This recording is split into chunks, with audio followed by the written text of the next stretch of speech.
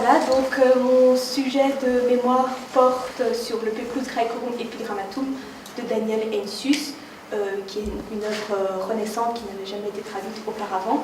J'effectue mon mémoire sous la direction de Madame Smesters et de Monsieur Seldeslatz. Alors, cette œuvre fut réalisée... oui, ça je l'ai déjà dit. Daniel Heinsius, eh bien, c'est un grand philologue et professeur à l'université de Leyde.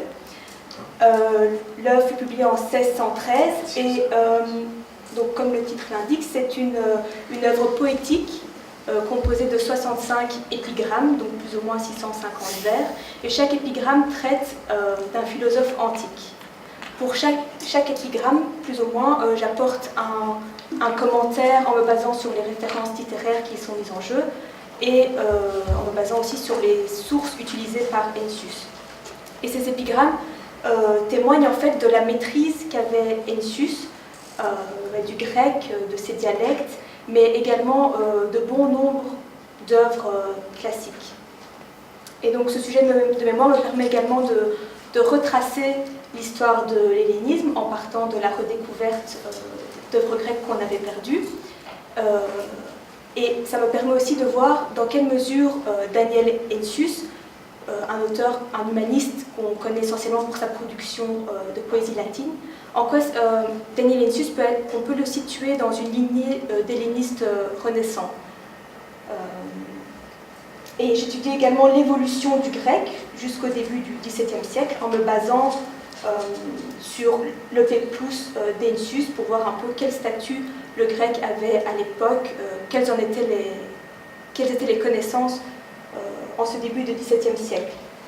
Mais l'œuvre en elle-même, le projet global du Peplus est en fait inspiré d'une œuvre antique de Diogène Laërce, qui est un auteur grec du IIIe siècle avant Jésus-Christ, œuvre qui s'intitule Vie, doctrine et sentence des philosophes illustres, où Diogène il propose des biographies de philosophes antiques, où il mêle des éléments de doctrine philosophique, mais surtout des anecdotes de la vie du philosophe, sur sa vie, sur sa mort.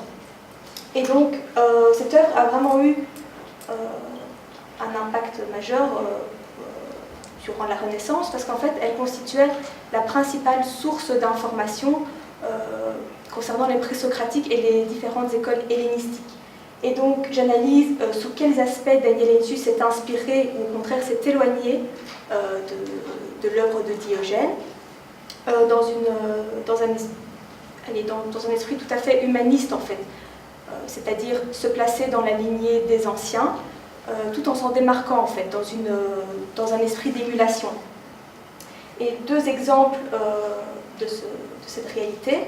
Premièrement, Daniel Heinsius reprend bon nombre de philosophes présents chez Diogène, mais il en cite également, enfin il leur consacre une épigramme à des philosophes qui n'apparaissent pas du tout chez Diogène, comme Homère, Hésiode, Maxime de Tyr ou Épictète.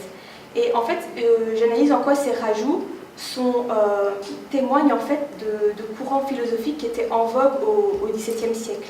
Et aussi en quoi ces philosophes rajoutés témoignent en fait du travail philologique d'Heinsius.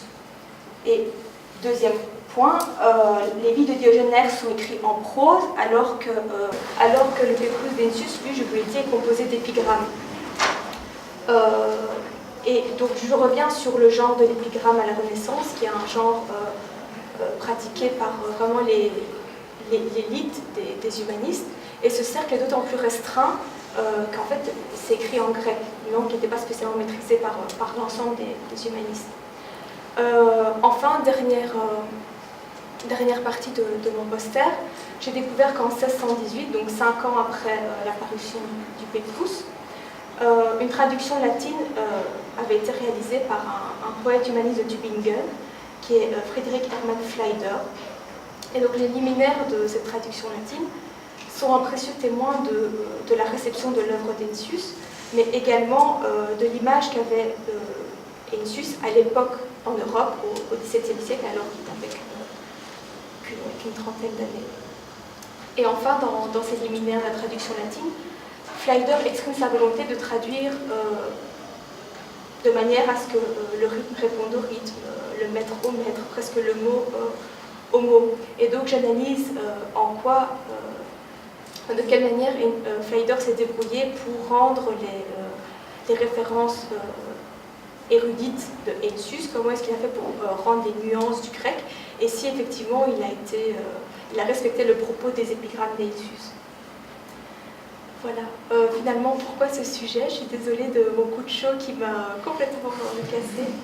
Merci d'avoir emporté la chaise. Finalement, pourquoi ce sujet de mémoire? Eh bien, après des années d'études de philologie classique, j'avais à cœur d'avoir du grec et du latin dans mon mémoire, ce que vous l'avez vu et respecté. Et ça me permet aussi finalement de me replonger dans la philosophie grecque, dans la littérature, mais sous un regard nouveau, finalement, celui d'un humanisme du XVIIe siècle. Voilà, je vous remercie beaucoup.